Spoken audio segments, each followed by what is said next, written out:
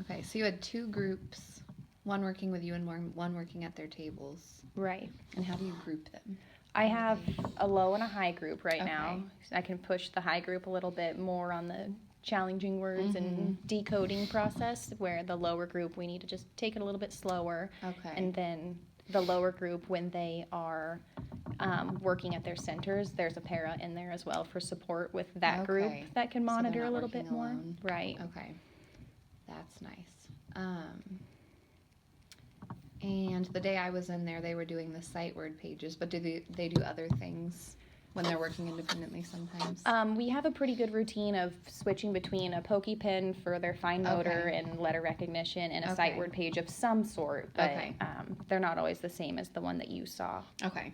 We do those sight word pages a lot. I like those.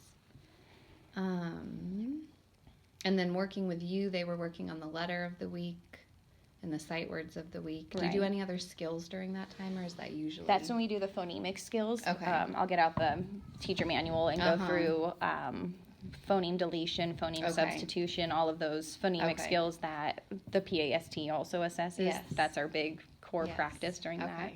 That's smart to do that in groups. Yeah. Because then you can like take it further with those ones that are ready for it. I might do that next year.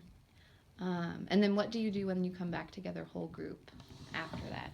When we get together whole group, we do the read aloud. Okay. And then we'll do the reflective worksheet that goes along with that, with retelling the characters, the setting, all of that. Okay.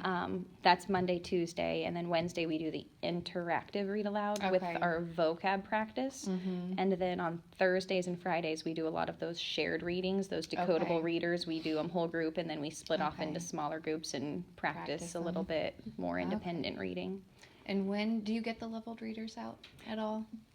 Yes and no. Okay. When we have full weeks, we do, and we'll Okay. get that in on that Thursday, Friday time. Okay. But if we don't have a full week, that's Then it usually just what gets doesn't cut. happen. Okay. Yeah. Okay.